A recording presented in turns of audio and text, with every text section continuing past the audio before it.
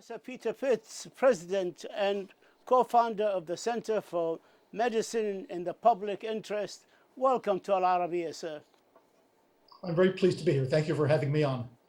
In the race to approve and manufacture a vaccine, Russia has announced this week that it will approve a vaccine for public use in 2 weeks' time or so, after finishing the third stage of the tests on Russian soldiers. As an expert who worked for years and years at the US government FDA, how do you see this development? Relative to the Russian announcement about a vaccine, I have to admit I'm a little suspicious. I've seen the headlines, which is hype. I haven't seen any science. It's been entirely untransparent, and that's a bad thing because when it comes to approving a vaccine and having people have faith in it, it's very important that the science be shared, and unfortunately the Russians haven't shared anything. I'm also quite suspicious about testing an unproven vaccine on soldiers. I don't believe that's very ethical. There are better ways to have that done with healthy human volunteers. So you doubt its effectiveness and safety, and there's no time for us to start celebrating. It's certainly not time to celebrate. I certainly hope that I'm wrong, but in the absence of any data whatsoever, I have to be suspicious.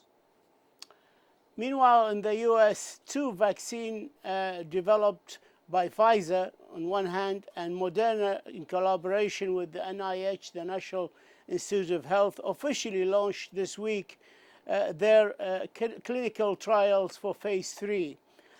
That will test experimental vaccines on 30,000 people or participants, half receiving the shot and half receiving a placebo. Can you tell us why was this described as a truly historic event by no less than Dr. Anthony Fauci? There are a couple of reasons that these phase 3 trials are historic. The first is the speed with which we've reached them. Generally speaking, reaching phase 3 trials can take 2, 3, or 4, or even more years. These have been done in a series of months, so it's really quite spectacular. Secondly, oftentimes it's very hard to recruit healthy human volunteers. In the case of the vaccine for COVID-19, there's been a line of people waiting to enroll because I believe people believe that it's their responsibility as citizens, as global citizens as well, to do the right thing and volunteer for these studies. And that's another reason why they're going forward so quickly, is that there's been no delay in recruiting healthy human volunteers. And that's true for the Moderna study, for the Pfizer study, and also for the AstraZeneca study that they're doing in combination with Oxford University. You know the Middle East well. You've worked in the area. How are we doing in the Middle East region with regard to developing a COVID-19 vaccine? The Middle East has had tremendous success with vaccinating its populations for a variety of diseases. It's been one of the great public health successes in the region.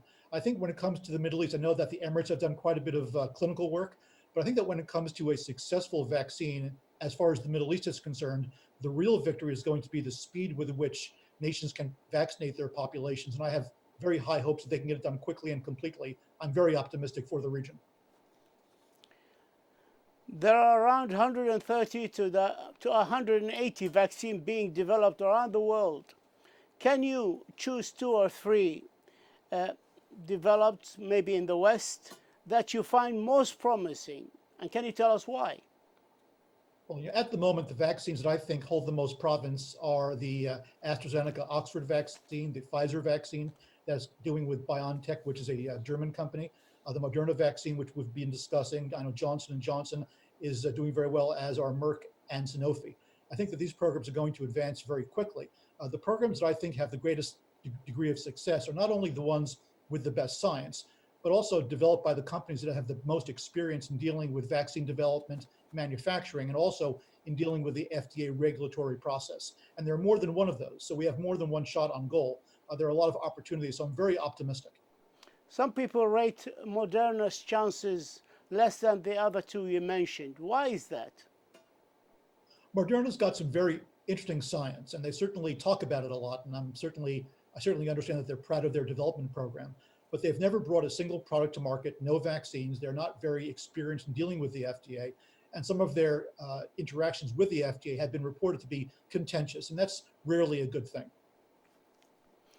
When shall we expect the first vaccine to go commercially? Some say this autumn, and some say January, maybe February of next year.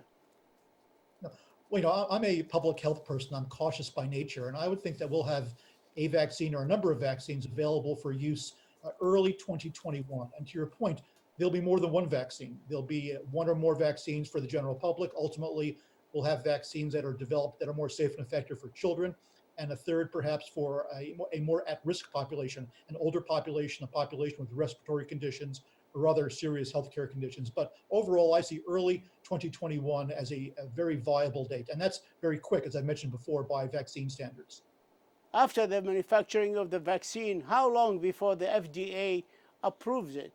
So the usual FDA review process in the past takes 10 to 12 months, maybe even more. Will this apply in this case?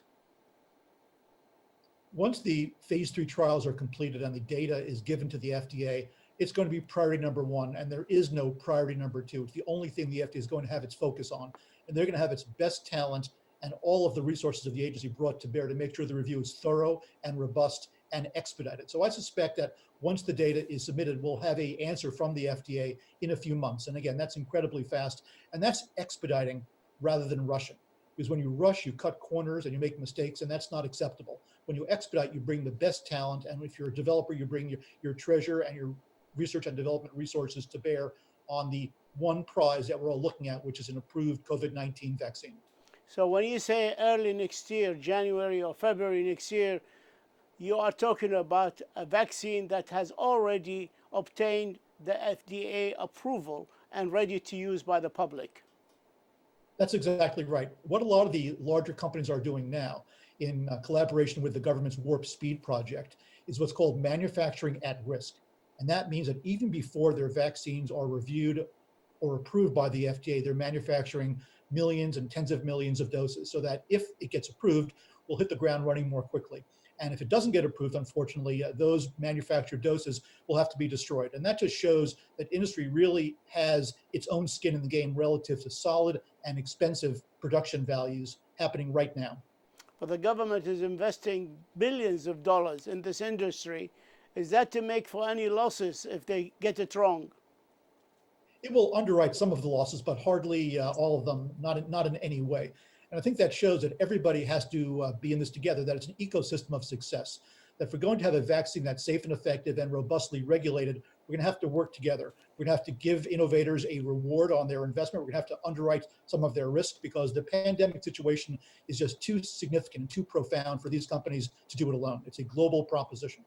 How can we be sure that during this rush, mad rush actually, to have a vaccine, that no mistakes takes place either from the manufacturing company or even from the FDA itself? After all, no vaccine is better than a bad vaccine.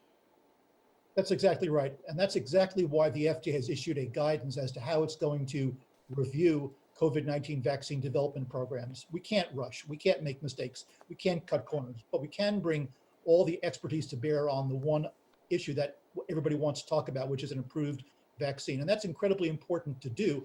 And it's equally important to communicate because the public has to understand that nothing's being done the wrong way, that everything is being done exactly right with tremendous, robust scientific oversight.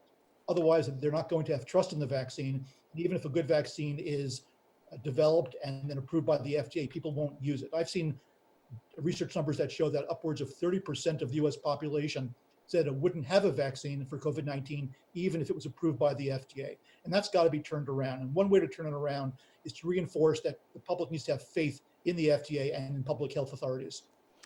After obtaining the FDA approval, we come to the manufacturing of the product. How can we be sure that the manufacturer can keep up with the huge demands, not only in this country, but worldwide? That's an excellent question. It's unfair to have a vaccine that only is available in the West or in the United States. And what's happening is that all of the manufacturers are working together to make sure that every square inch of manufacturing capability for vaccines is being used. And science is shared and manufacturing practices are discussed. And this is not something that usually happens. Obviously, these companies are competitors. But because the governments have said you've got to work together, these companies are. I think everybody is willing to do the right thing and make sure that the first priority, in fact, the only priority, is getting a safe and effective vaccine manufactured to scale so that patients all around the world can have access to it. At the same time?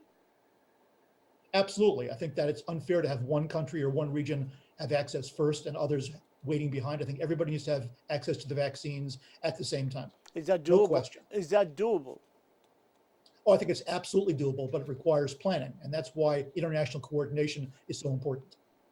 Can you tell us more about how many vaccines a person has to take to get complete immunity? And is that every year, or is it a long-term vaccine? Different vaccine programs by different companies would answer that question differently. I believe that there will be a vaccine that will require a booster shot, and that people will have to get vaccinated against COVID-19 every year for the foreseeable future, just as they do the annual flu. And that's because COVID-19 is a very wily virus. It's mutating on a regular basis. We have to make sure that the vaccine that people get year to year is designed to combat the most recent mutation that the virus represents. We can do that. We do it every year. With the flu vaccine, we'll have to do it every year with COVID-19. And it also reinforces the importance of getting vaccinated for the flu every year. Now we'll be getting vaccinated every year for the flu and for COVID-19. It's the way that it's going to happen for the foreseeable future until science catches up with COVID-19 and can design a vaccine that we only need once. And I think that will happen too, but that's a little bit further ahead in the future. By the end of 2021, do you expect everyone in the United States will be able to get a vaccine or be vaccinated? I believe that by the end of 2021, every American citizen will have the opportunity to get vaccinated and finances will not get in the way. Further, I would like to predict that by the end of 2021, the global population should not have a problem having access to a COVID-19 that is safe and effective. It can't just be one country or one region. This is the global proposition. We must all get vaccinated. We must all become immune to COVID-19 to really beat it down. How high or how low do you expect the prices of this vaccine to be? In the United States, the price seems to be $40 per total dose, so 2 doses for some vaccines, but $40 total. And that's the same price that in the United States we pay for a flu vaccine, and it seems very reasonable to me. What do you think makes people volunteer to these tests? I think the people that are volunteering in great quantity for the COVID-19 vaccine tests believe that it's the right thing to do, that it's their civic duty to volunteer. And I think that type of attitude is long overdue when it comes to clinical trials writ large. And it's easy to understand. You know, all of our lives have been significantly impacted towards the negative with COVID-19. So I think we all realize that we're doing what's best for us individually, as well as what's best for our families, our neighborhoods, our nations, and for the planet. There are reports of major players like Russia, like China, hacking into American biotech companies' computers and stealing the research into vaccine. How true is that? And if it's true, what damage does it do? I've seen those news reports and it worries me greatly because this is a collaborative global effort. If the Russians or the Chinese or any third party wants access to a vaccine, they need to become part of the solution rather than trying to hack and becoming part of the problem. We have to have faith in all of our global partners. You know, bad actors who are illegally hacking into other people's databases only slow down the development processes, and that's something that we cannot allow. We can't allow bad behavior to slow down the development of the vaccine by one single day. Professor Peter Pitts, President and co-founder at the Center for Medicine in the Public Interest, we thank you for this interview and we thank you for your insights. Thank you, sir. My pleasure. Thank you very much.